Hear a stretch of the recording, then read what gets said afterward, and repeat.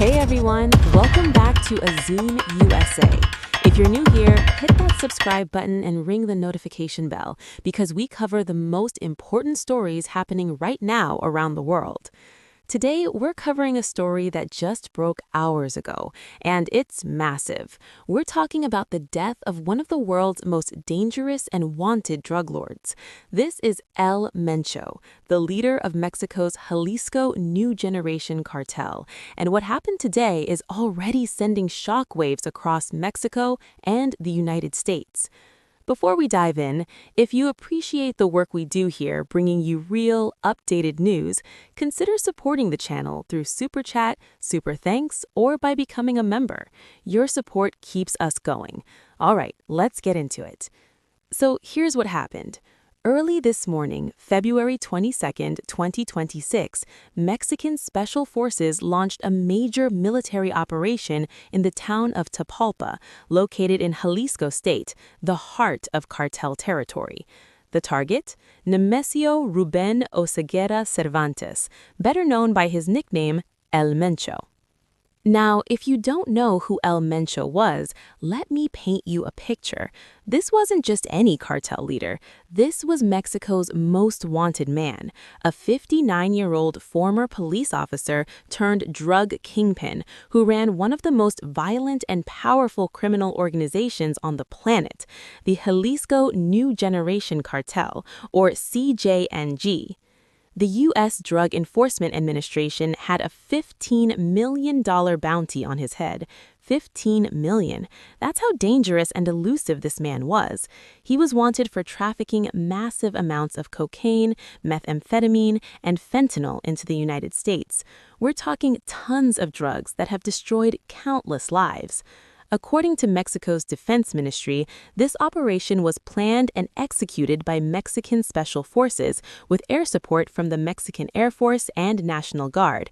But here's the kicker. The U.S. played a role too.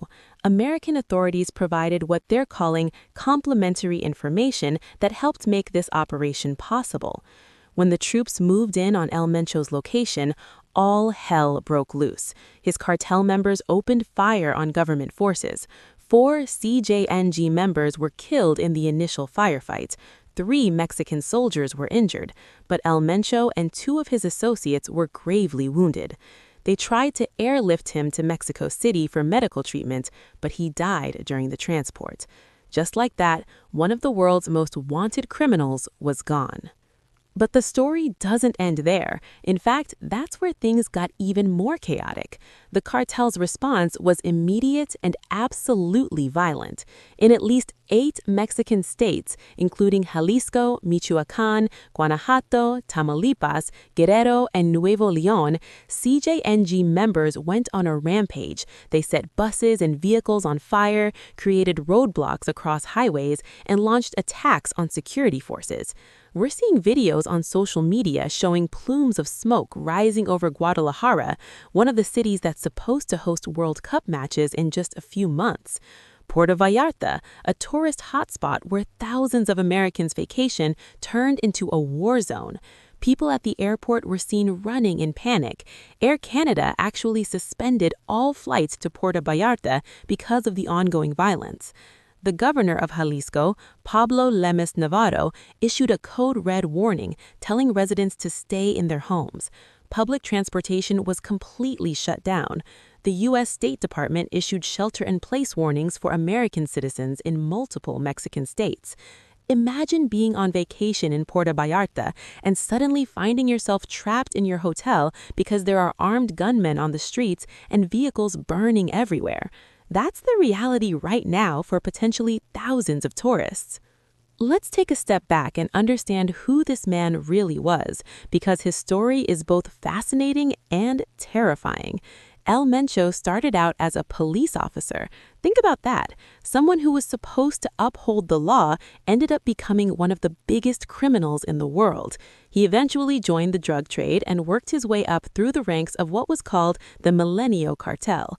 When that cartel splintered, he helped found the Jalisco New Generation Cartel around 2010. And under his leadership, CJNG didn't just grow, it exploded.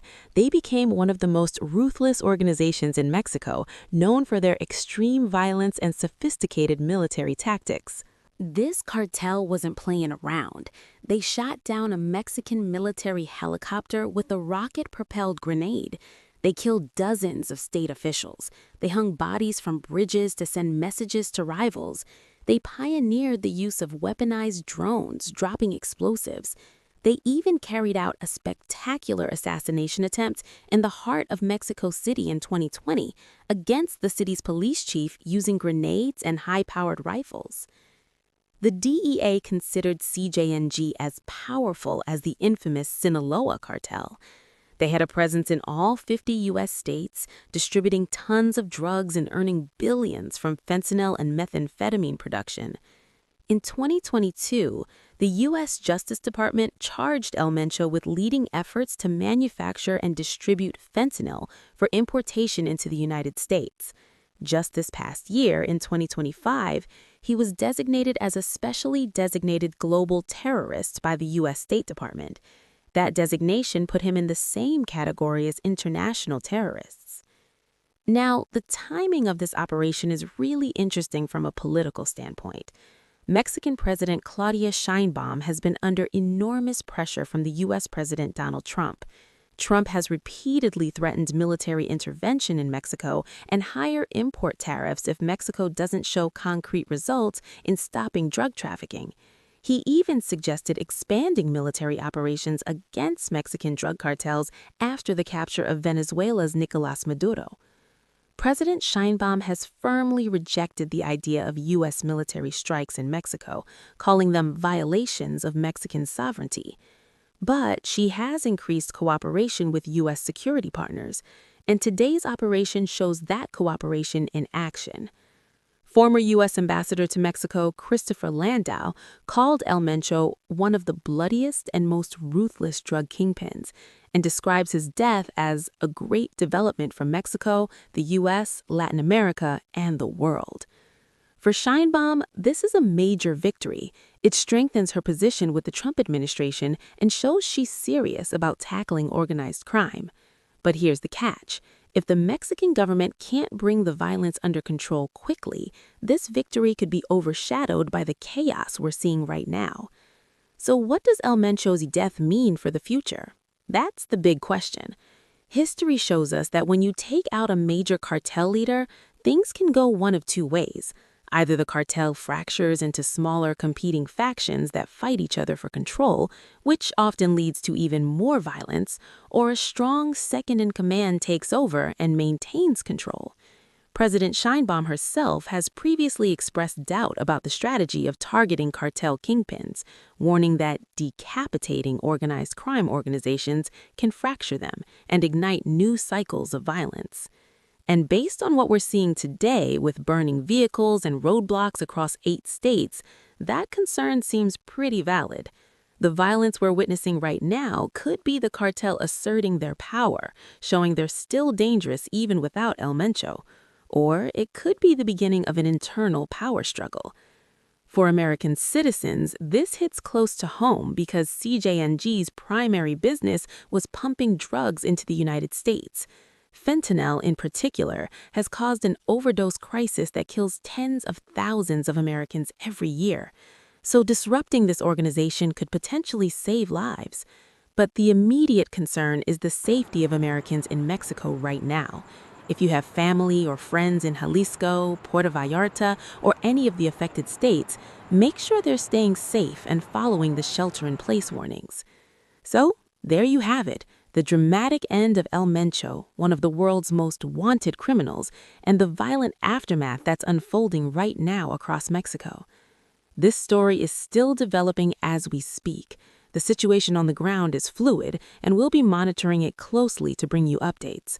This is the kind of breaking news that affects both Mexico and the United States in major ways. What do you think about this operation? Do you think taking out cartel leaders like El Mencho makes things better or worse in the long run? Drop your thoughts in the comments. I genuinely want to hear your perspective on this. If you found this video informative, please give it a thumbs up and share it with anyone who needs to know what's happening. And if you want to support the channel and help us continue bringing you this kind of in-depth news coverage, consider sending a super chat, super thanks, or joining as a channel member. Every bit of support helps us grow and bring you better content. Make sure you're subscribed with notifications turned on, because this story is far from over and we'll keep you updated as more information comes in. This is Azeem USA, bringing you the news that matters. Stay safe, stay informed, and I'll see you in the next one.